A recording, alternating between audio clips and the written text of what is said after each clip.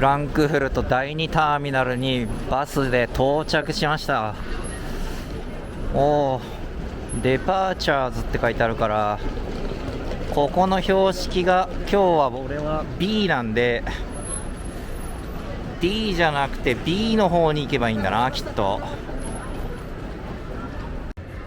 俺の案内だとフランクフルトはターミナル2のはずなんだけど、ありました。22時20分 EK の048、ドバイ行きの E ゲートかな、これ。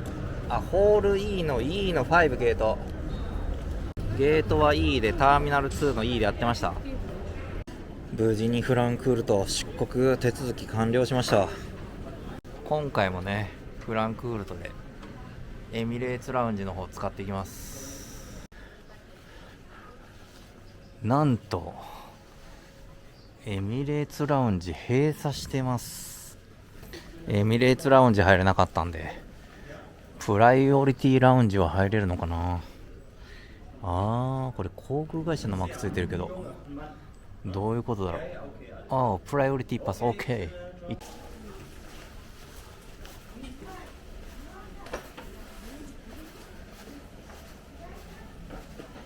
お酒とか飲み物類も豊富にありますね。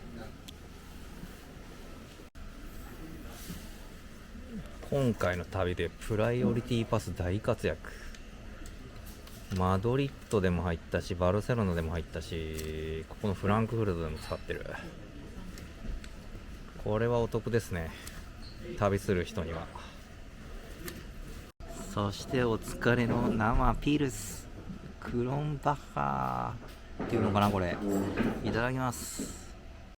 2杯目もね、また生いただきます。それと新しいメニューで、なんだろう、これスペアリブかな、来たんで、それとライスいただきます。このビールちょっとトマトジュースっぽい感じの味もして飲みやすいな、これ。うまい。米なのかな、これ。米伸ばしたのかな、これ。変わった形してんのかな。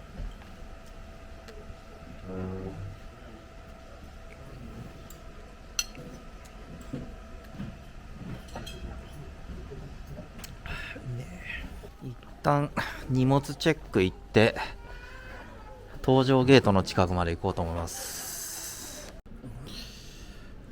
いや、ゲートまで来ましたけど、あとボーディングまで1時間半ぐらいあるんで、マジでやることない。それではフランクフルトからドバイに向かってエミレーツビジネスクラス乗っていきます。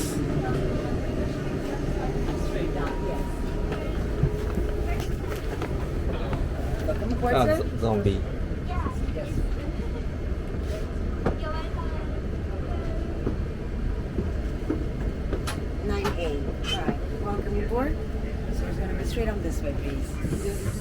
今回乗る席は9の A 窓際の席。時刻は9時40分。これからドバイに向けて旅立ちます。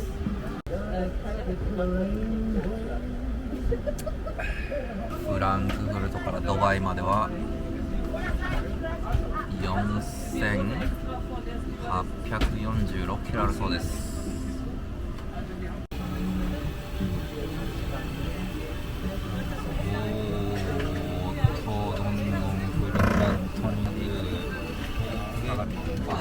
こんな状態になっちゃいました。これフルフラット、すげえ楽だ。これ長時間こんな感じでね、フルフラットに乗ってめっちゃ快適な旅を過ごしてます。最高。それではね、ちょっとエミレーツのビジネスクラスのレポートをちょっとしていきたいと思います。羽田からドバイ行くときは、この右隅かどっかに冷蔵庫かなんかついてたと思うんだけど、この機体はないですね。こちらがカップホルダーとドリンクのためのちょっとしたテーブル、それとテーブルですね。上に持ち上げてくるとこうやって出てくるタイプ。これを横に開くと広くなります。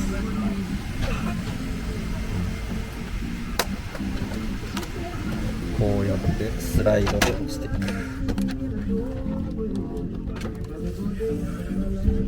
右へ行くと、右隅に行くとこういうねコントロールパネルがあって、正面のこちらのモニターと連動してる感じになってますね。そして今度はこちらお隣さんとのこういうスライドの仕切りですね。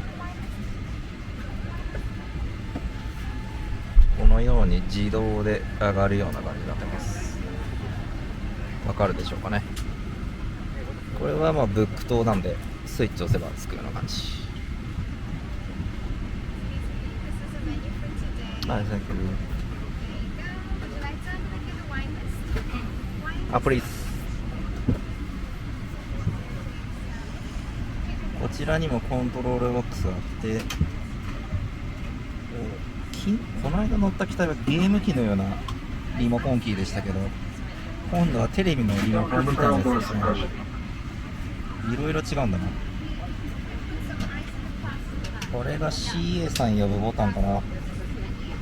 あとは左側に行くと席を倒すボタンが3種類、フルフラットと、フライトの時の離着陸用のボタンですね。これが倒すタイプ。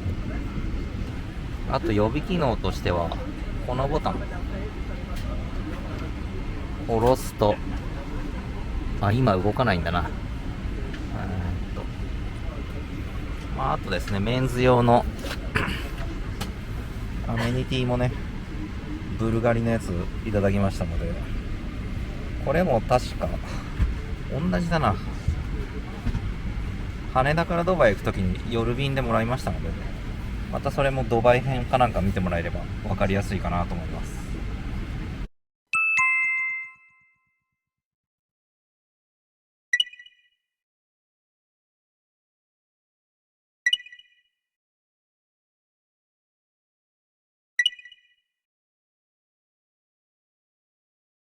あとはアイマスクとソックス、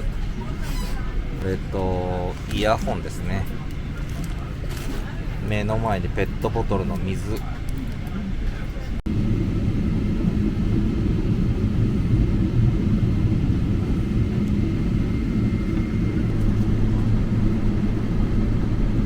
のすごい綺麗。2週間続いたヨーロッパの旅もこれで終わり。フランクフルト空港からドバイに向けて飛び立ちます。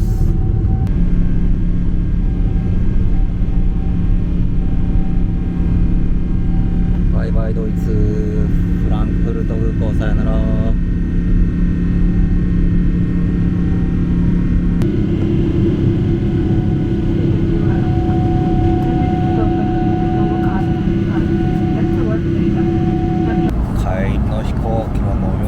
ということで、ナッツ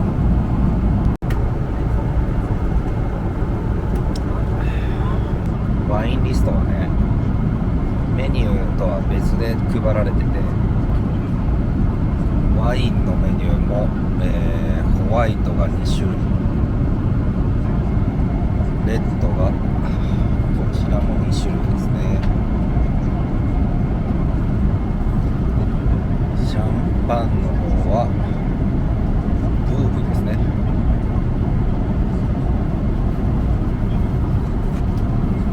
あとはこちらは何でしょう、ポートって方ですね。まずはカリフラワーのスープですね、いただきました。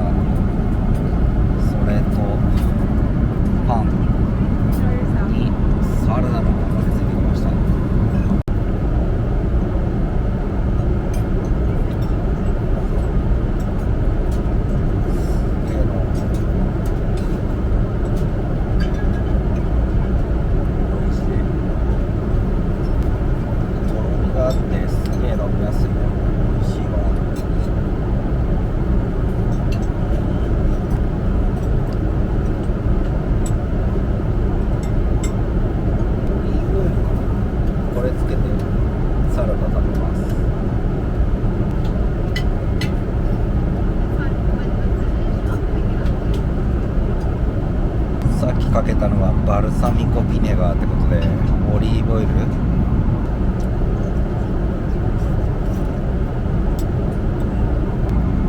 なんと気を使ってか爪楊枝まで入れてくれてます。もうついビーフの方やってきましたよ。これ多分グラムでいうと150近くあるんじゃないでしょうか。ポテトの付け合わせもあります。肉にはね、赤ワインでしょってことで、赤ワインちゃんと注文してあります。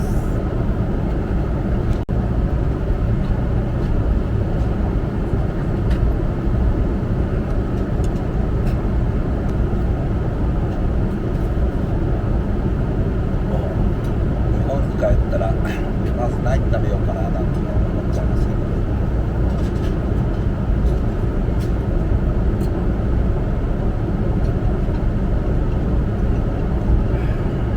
日本に帰ったら時差ボケしないようにちょっと管理します。おやすみなさい。おはようございます。今は朝の5時45分ですね。ドバイの時間でドバイの到着するんですけど、ちょうど日が昇ってくるところで、ひょっとしたらいい景色見れるかもしれません。間もなくドバイに到着すると思うんですけど、朝焼けが結構綺麗なんですけど、もやがちょっとかかってますね。残念。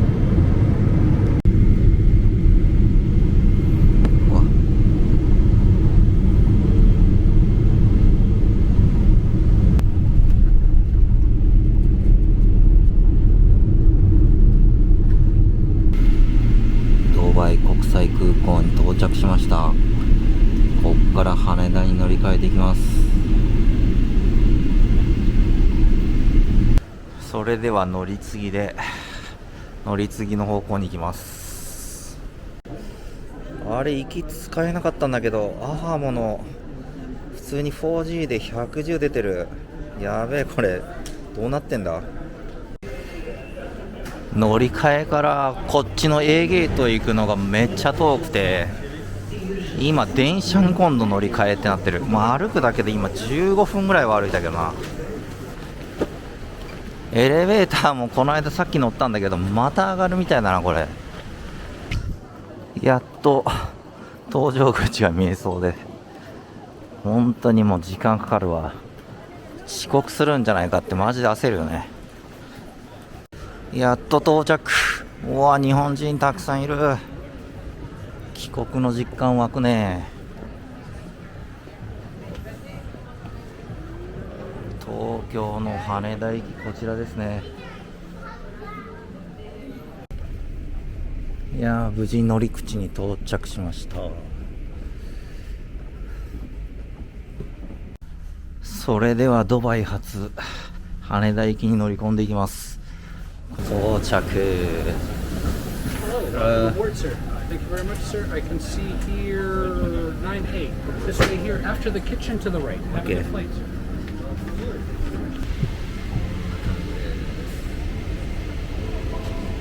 羽田行きの帰りに乗る飛行機はこちら。シートがさっきとちょっと違う。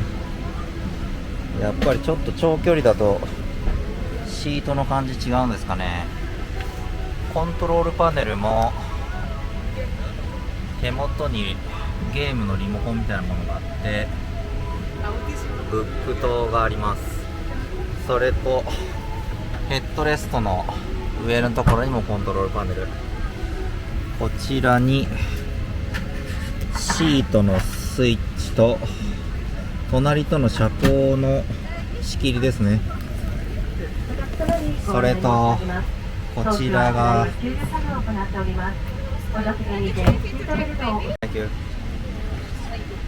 隣は冷蔵庫がついて、ペリエとセブンアップとペプシ、それと飲むためのコップがついてます。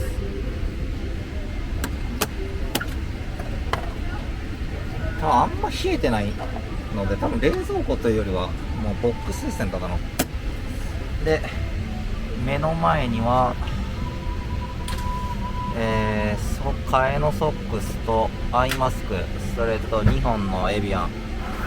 こちらは情報誌と安全のしおりですかね。ここの冷蔵庫の上はスライド式でちょっとしたドリンクが置けるようになってま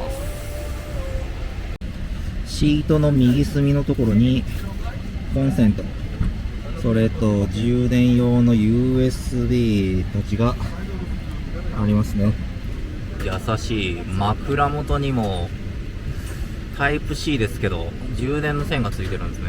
それとコントロールパネルは下のこちらのボタンを押すと外れるようになってるんですけど、ちょっと今離陸準備中で外れません。席の目の前もこんな大画面です。20センチ以上縦幅でありますね。フライトインフォメーションにしていきましょう。フライトインフォメーション画面に変更しました。肘掛け、ここの肘掛けもここのボタンで上下できるようにこうなってます。毎度おなじみのウェルカムシャンパンいただきました。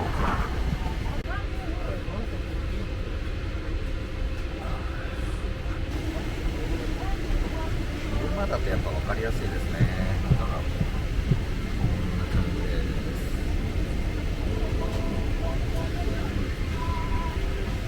超豪華。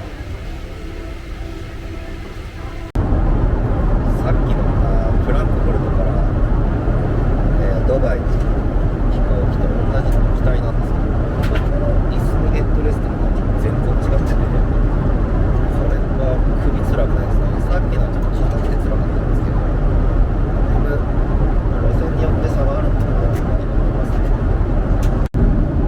今モードをこの寝る1個手前の角度のやつしたんですけど、それでもこんな感じです。前のところに足乗せれますし、ブランケットで機内寒いんですけど、ブランケットでなんとか耐えしのげるぐらいのあれになってますね。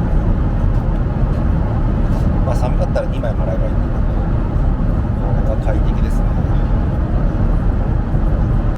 そう、このゲームのねリモコンみたいなやつ、ここを押すと外れますので、こういう風にね線がつながってて、ここにあるボタンが、読書灯で、これが CA さんにちょっと来てくださいってするボタンですね。このコントローラーは手元で寝てる時に必要なのかな、多分こっちとほぼ多分一緒だと思うんですけどね。ただまあ呼び出しボタンはこっちにはないので、呼び出しボタンはここオンリー。ドバイの空港めっちゃ広いな。これは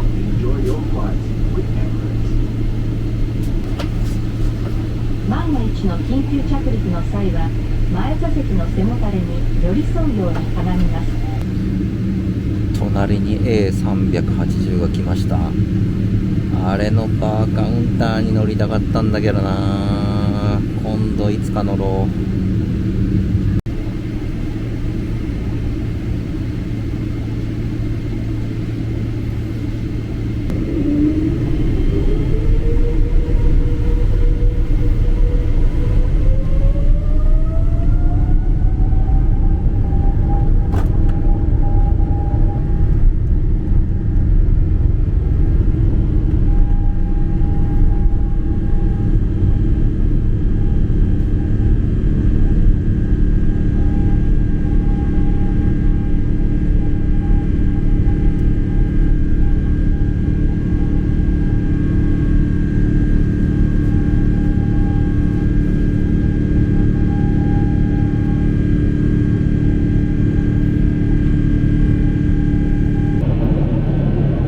見渡す限りの砂漠の地に来ましたね。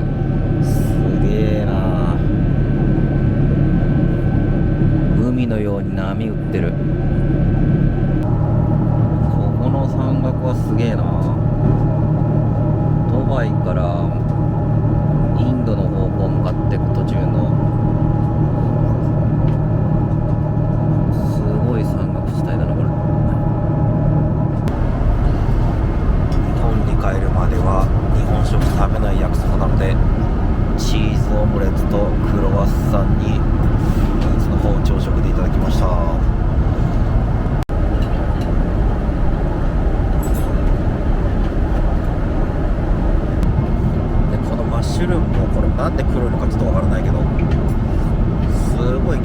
香り。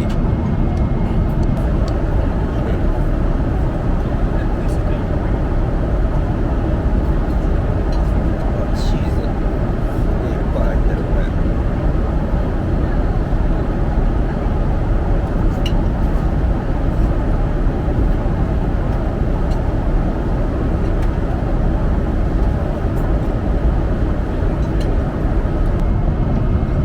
このチーズオムレツの中のこのチーズ一緒に入ってるパセリも合わせてめっちゃうまいわ。これなんかとろ。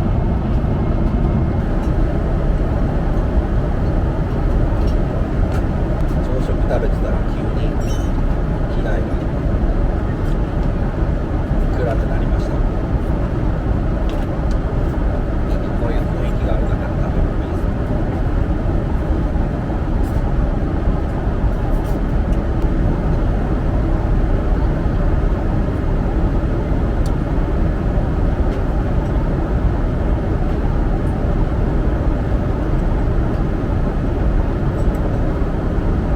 無事に完食しました。腹いっぱいになったな。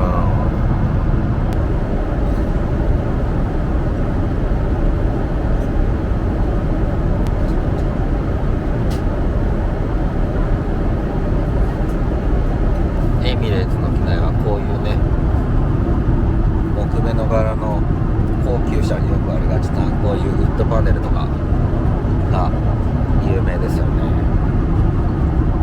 このボタンも遮光カーテンになってて1段階2段階になってます。1段階目でカーテン閉めて、フィニッシュ、サンキュー。すごい雪山の上走ってる。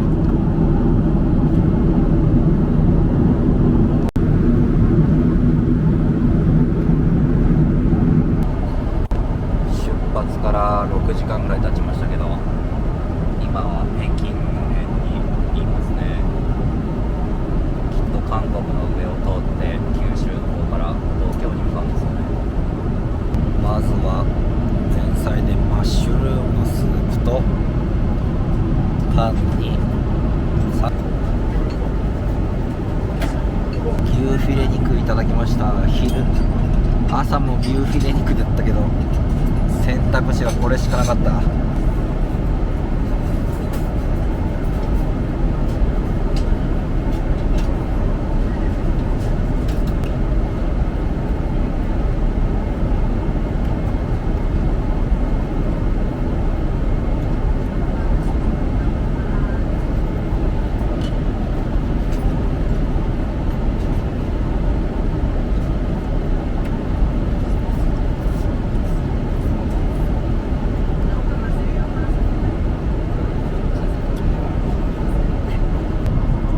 追加でチーズの盛り合わせいただきました。この色変わってるな。これエルスドンっていうヤギのチーズかな。それとこれがフランスのダブルクリームチーズ、それとこれがコルストンバセットっていう青カビ風味のチーズとイギリスのスティルトンチーズっていうやつです。3杯目はこちらのポートというワインをいただきました。色綺麗だなこれ。なんか熟成された感じのワインらしいんでちょっと楽しみ。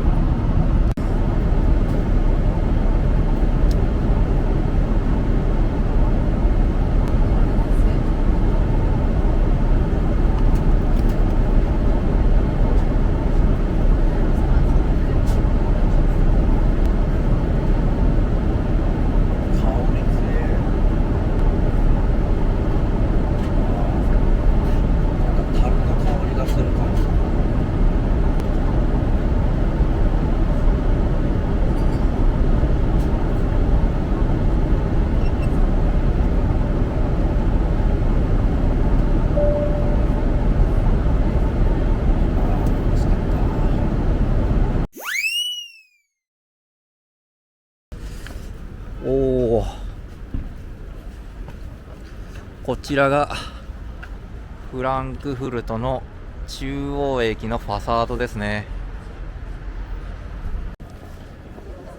こちらから正面で見た感じ。いやー、フランクフルト降り立ちましたけど、めっちゃ寒いな。携帯で見ると今気温は8、9度ぐらい。フランクフルトも路面電車、バスかなこれ、走ってるんですね。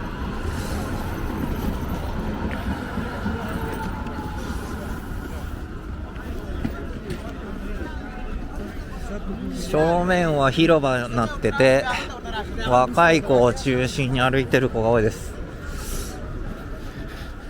遠目にはちょっとしたタワーのビルなんかも見えますね。今日はこちらの宿ですね。それでは入ってきます。今日泊まる部屋はこちら。キングサイズのベッド。いいとこ入れてくれました。清潔すぎるぐらいの洗面所とトイレ。シャンプー、コンディショナー、ボディーソープついたハンド式と固定式のシャワールーム。水圧チェックはまずまずの強さ。ウェルカムなお菓子までついてきました。手で回転します。すごっ。ホテルの Wi-Fi はしっかり速度あります。助かります。なんと日本のウイスキーのメニューがありました。ドイツに来て久しぶりのお疲れ生ピールスナーの500いただきます。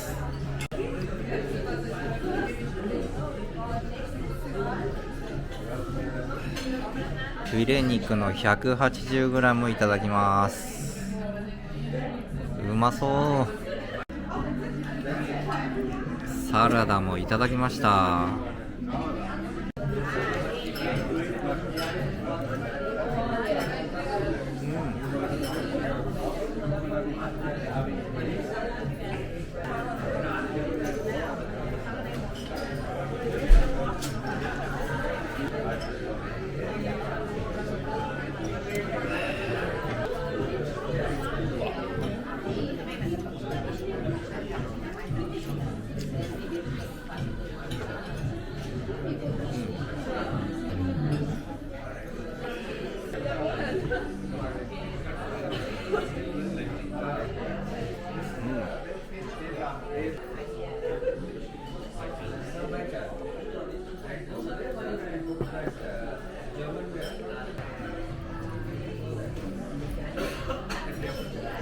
この付け合わせのパンも美味しいわこれ。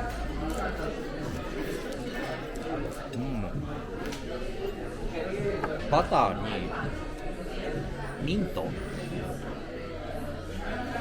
ローズマリーなんか乗ってて美味しい。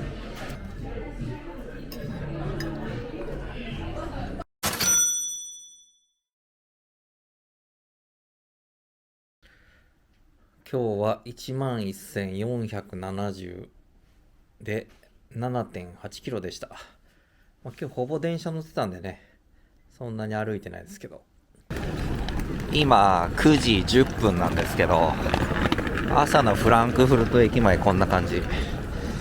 路面電車なんかもいて、駅前ちょっと今10月ですけど工事中ですかね。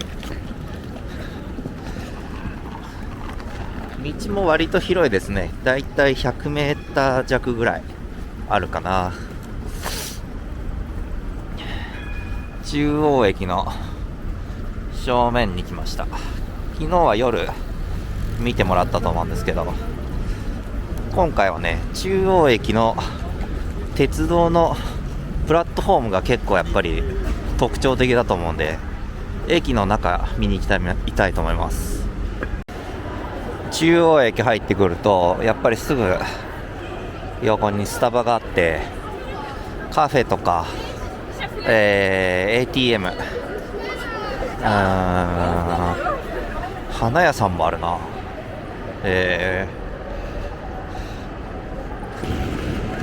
これがね、中央駅のプラットフォーム。夜は夜の景色がすごいあるんですけど、昼間はねこういう吹き抜けの感じの駅の作りがすごい綺麗だよね。終着っていうところがここっていうところが多いんで、こういう列車止めなんかがあるのもすごい特徴的。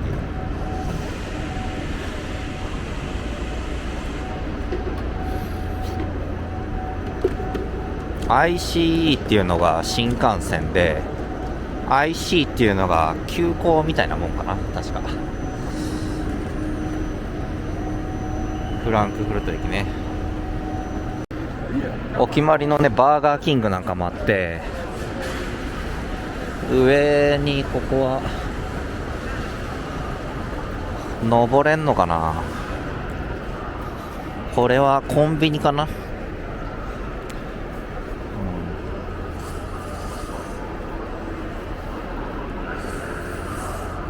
これは珍しいなんか鉄道の形してるな。貨物列車みたい。南の出口を出てきました。フランクフルトも多分トイレはお金が1ユーロとかいるっぽいんで、小銭は持っといた方がいいかもしれないですね。気温がもう今2度とか3度しかちょっとないんで、寒くてパーカーのフードをねちょっとかぶって歩いてますけど、今からフランクフルトといえばマイン川っていうところで、マイン川の川沿いを歩いて旧市街地の方にねちょっと歩いていきたいと思います。途中なんかいいカフェかなんかあれば入っていこうかなと思いますけどね。いやさすが EU ですね。こういう風に充電スタンドが街中にあるのを見かけました。2030年って言われてたけど、結局確か伸びたんじゃないかな。ちょっとやっぱり朝寒いんで、見えるかな、川から湯気が上がってます。向こうに見えるのがね旧市街地の多分、大聖堂だと思うんですけど、2個向こうにあるのが鉄の橋ってやつだったかな。あっちの方に今からね向かいますんで、こんな感じでビル群がすごいたくさん見えます。なんか金融の街なんですよね、確か調べると。いろいろ川沿いの道歩いてますけど、こういう木のトンネルがすごい気持ちがいい。もう少し寒くなると色づいていいんだろうな。ドイツはこういう押しボタンというかタッチボタンがあるんで、こういうのを押していくと早く変わるんかな。青になりました。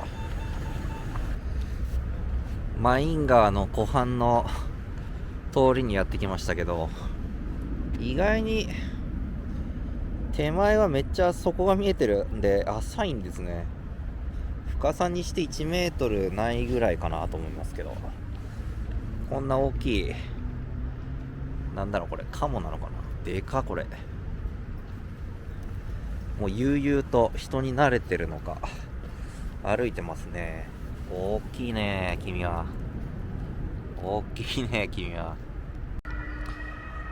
ここが南京錠をかけることで有名な鉄の橋ですね。鉄の橋から見えるこの大聖堂方向の景色、このぐらいかなが見栄え結構いいですね。向こう側に見える船はマイン川クルーズの船かなと思います。これですかね。確かに南京錠たくさんある。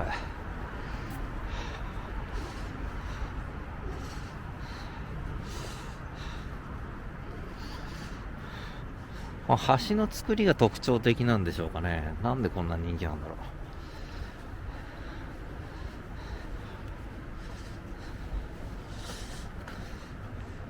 至るところにこういうテラスのカフェあったりします。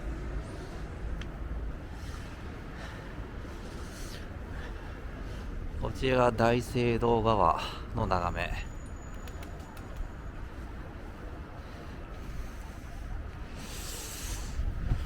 橋もだいたいどうだろう、150とか200ぐらいかな。そんなに長くはないですけど、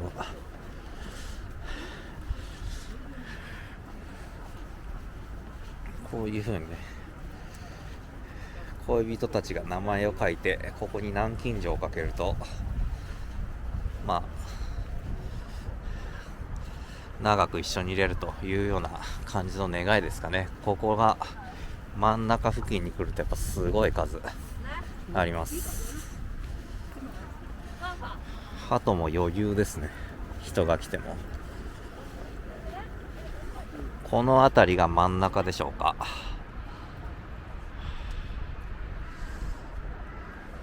反対方向がこんな感じ。向こうのレンガの橋も綺麗だな。大聖堂ね、見えます。鉄の橋の際にここで、これかな、ライン川クルーズの乗り場の切符売り場があるのが、50分で 13.50 ユーロで往復するみたいな感じですね。結構船大きいだ。こちらがレーマー広場ですかね。なんか真ん中で催事かなんか行われるみたい。これが視聴者なのかな。視聴者があるのが確かレーマー広場だったと思うんですけど、カラフルな作りが綺麗な建物も多い。広場の中心にある噴水、結構周りアジア人が多いです。なんとか今のところ中国、日本人じゃないですけど中国人の方かな。これが一番なんかしっかりした作りしてるけど、これが視聴者ですかね。大聖堂の前にやってきました。結構高さのある塔なんで、中入ったら結構吹き抜けすごいんじゃないでしょうか。クラインマルクトハレ市場にやってきました。地元の方が行くスーパーみたいなところですかね。さすがドイツ。ハムやソーセージなんかもたくさん売ってますね。こちらも彩り綺麗な惣菜。パン屋さん。ここのパン美味しそう。左側に巨大なソーセージ屋さんがありました。上に吊るされてる。すごいなこれ。ちっちゃいのから大きいのまで。ソーセージって大体いくらするの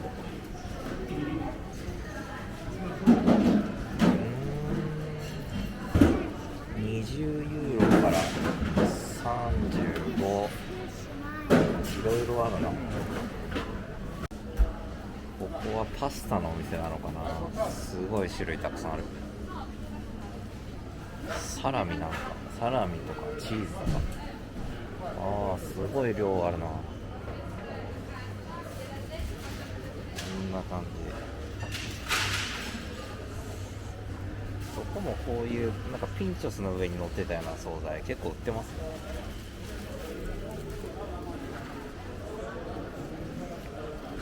ね。野菜を売ってるお店が多いかな。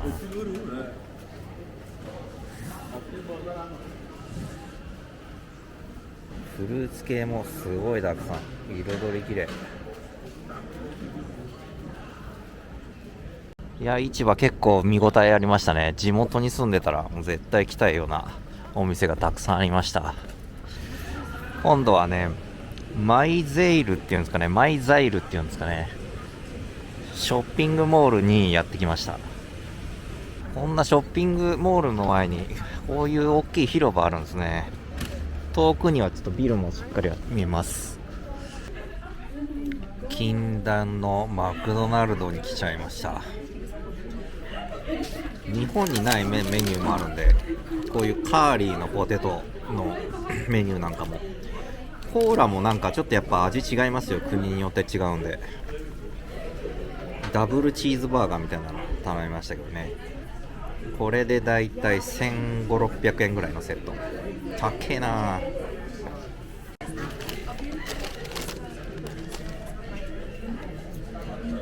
外寒くても手がかじかんじゃって動き悪いです。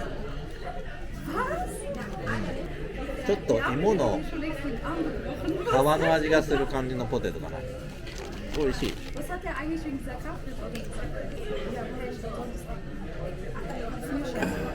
besser so als das Ding. ハンバーガーは Es ist scheißegal. Selbst wenn es 丸い meine 方 Mutter を下にして食べるとはみ出ないってみんな知ってました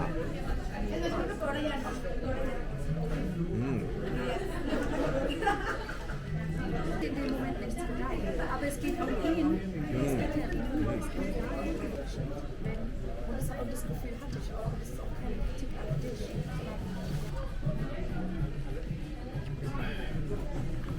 Ja, also ich weiß am Anfang kurz nicht.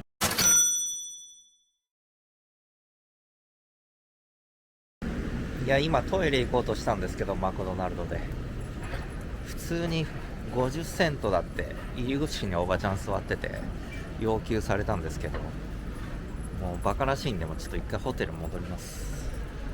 今からね地下鉄に乗って中央駅の方に一旦戻りたいと思います。これが地下鉄のチケットっぽいですね。それではね地下鉄の切符買っていきます。まあ言語どこ行っても英語の方が分かりやすいかなってことで、多分シングルチケットだね。アダルト、もうすぐ出た。 3.40 ユーロ。なんか3枚出てきましたね。これどういうことなんだろう。これで地下鉄乗っていきます。ドイツの地下鉄ね、どんな感じなんですかね。ちょっと楽しみだな。ハンプトワッチャっていう読むんですかね。ちょっとわかんないですけど、この駅から中央駅に向かいます。こちらの地下鉄に乗って中央駅に向かいます。出入り口にボタンついてるんで、ヨーロッパみんなこんな方式なんですかね。あれ通り過ぎてっちゃったわ。やべ、みんな走ってる。みんな走ってます。どうなってんだこれ。こんな通り過ぎることあんのこれ。また DB だねこれ。ドイツの会社 DB ばっかだな。車内は割と広めだな。ヨーロッパで特徴的な自転車も。ドイツね、このつり革店長もめっちゃ高いんすよね。フランクフルトの中央駅到着しました。いや揺れる電車だったな。そういえば改札は特になくて、これ出る時もマジでないと。ブリュッセルと一緒だなこれ。何の検問もないっていう状態で出入りできるって感じになるね。おおすごい長いなここ。無事に出ましたね。無事チェックアウトしましたんで、今から電車に乗って空港に向かいます。フランクフルトのね観光地もいろいろ回りましたけど、半日、もしくは1日ぐらいで十分に回れるような数しかないので、フランクフルト来た際はそんなに連泊する必要なく他の都市に回る感じの方がいいんじゃないかなというふうに思います。駅には ATM などもありますんでね、今から地下鉄乗って空港の方向かいます。5.8 ユーロ。空港までやっぱ税金かかりますね。それではこれに乗って空港に向かいます。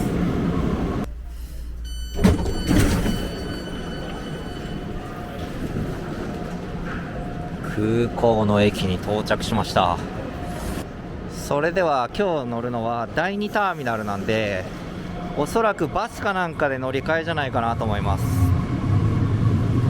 駅降りると乗り換えのやっぱりバスの案内出てますね。こういう案内出てるんですけどね、どれに乗ったらいいかもうわかんないわ。あ、なんか向こうに出てる。このシャトルバスだ。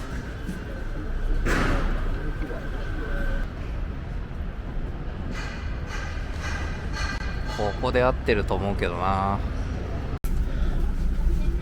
ターミナル2に移動するバスのね、バス停で日本が大好きなおじさんと5分ぐらいお話できてちょっと楽しかったです。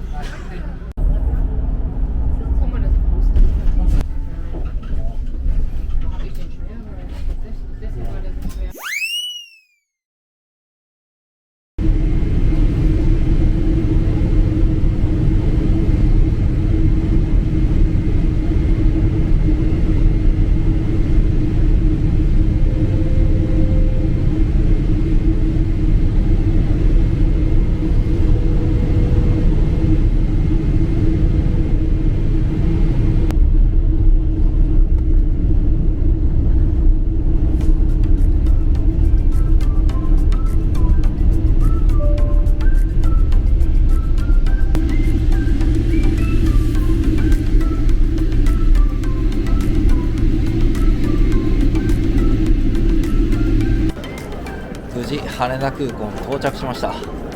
フランクフルト編これにて終了です。では次回また次どこ行くかわからないんですけど、次回までのお楽しみということでまたお会いしましょう。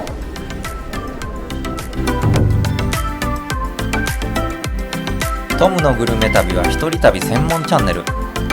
少しでも参考になったという方、グッドボタン、高評価、チャンネル登録よろしくお願いします。